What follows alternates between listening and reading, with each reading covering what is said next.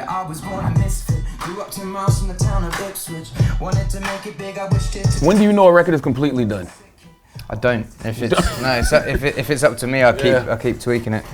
It's weird, like the musical side of it. If it sounds good, it's done. Mm-hmm. Like for me, like even if a guitar's like slightly out of tune or like the vocals are a bit rough, like if it sounds good, it's done. But when it comes to mixing, it's just, I don't know. You have to listen to it on so many different speakers. So we've got like 2 different speakers here, and then I'll usually do a mix on like just regular headphones. I want it to be good on so many different things. Like it could sound amazing in here, and you take it in the car, and it's all kind of so yeah. That's when you don't know it's done, but usually the deadline comes and then someone takes it and it comes out. I feel like that record is like a childhood dream of yours, like the pub in New York.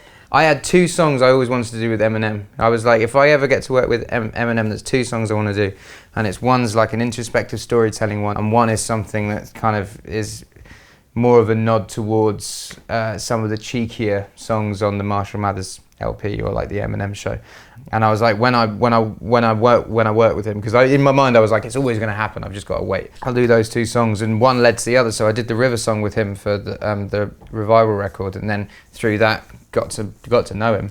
And then I was able to sit down with him in Detroit and approach him with this song, and it didn't feel weird. And now I feel like I've ticked my 2 boxes. Mm-hmm. Feels good. In your verse, you talk about people invading your private life. Did you started to go a little Eminem on the blogs on that verse, just a little bit? It was actually before me and Cherry got married, and I knew that we'd be married by the point that the song came out. Mm-hmm. So I said, watch how the lyrics might get twisted. My wife wears red but looks better without the lipstick.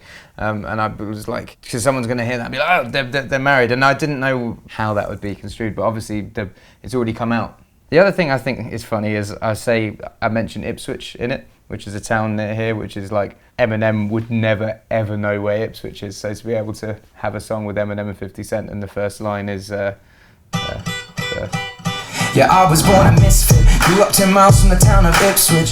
So just to be able to have that, just like whenever I go to Ipswich now, there'll just be someone who'll be like, thanks, man. Oh, so see, that's how it is in America. If you shout out a certain community or a certain hood, they'll be like, yo, good looking. So it's the same thing over here too? Yeah, and I mean, there's only a few musicians that have ever come out of Suffolk as a county, as a whole county, let alone shouted out Ipswich. So I feel like it's so you'll get free fish and chips in Ipswich for the rest. Oh, I'd never get that. They'd be like, you can afford it, mate. So I made that song in Sweden with Max Martin, who's a really big songwriter producer, and I was writing my verse, and then cheekily at the end of it, I just said, right, Max, I want to wish this into existence. Like it's let me listen to my verse again. The power of the word. Yeah. Wanted to make it big, I wished it to existence. Yeah. So at the end of the verse, I said, I want way more than I've already got. Give me a song with Eminem and 50 Cent.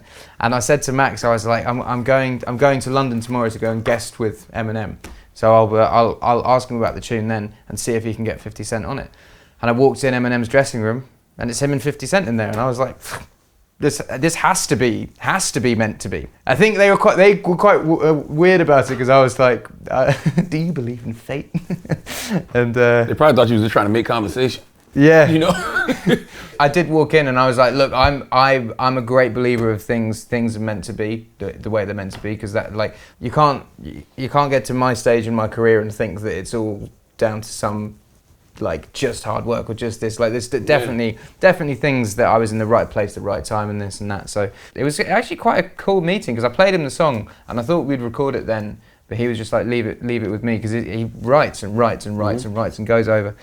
So we just sat and it was the day after Kamikaze had come out, no one knew it was coming out, and then suddenly it came out and I was like, fuck, I'm seeing him tomorrow. I get to kind of like talk to him about it. Y'all got a lot of similarities in a way though, because I really relate to him, and we have such different backgrounds, but I really relate to him, and even more so now. Like, as a kid, I related to him just because I felt like a bit of an outcast. Mm-hmm.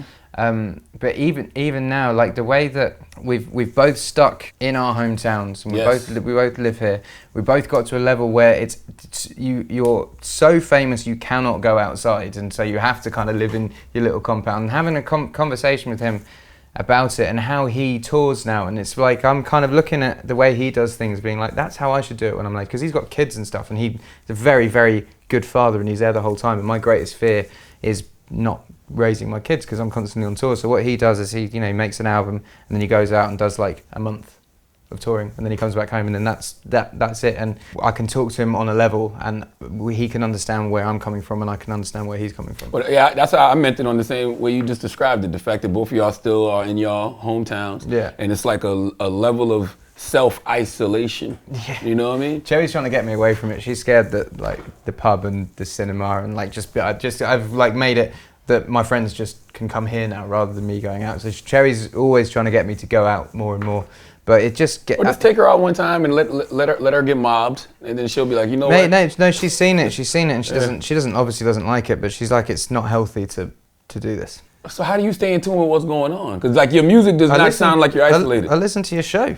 Okay. Every single day, stuff like that. I read the news every single day. I keep up to date. I don't know. I lost the ability to be able to go out to a supermarket and buy a loaf of bread about not even that long ago, like 3 years ago. Right. And it's just different now. There's certain places I can go. That's why I live here. Like people around here treat me pretty normally, but like London, because London's such a melting pot of so many different people. It's like you can never sort of preempt what people are going to be like. It was definitely very, very fun to work with Eminem again. If you could have told 12-year-old me I would rap on a song with Eminem when I was older, like, you know, so many people say that I can't rap, but I'm allowed on a song with Eminem and 50 Cent rapping, Yeah. so like, why does it matter? 12-year-old you is now 28-year-old you, so they're still around all those years later. Yeah.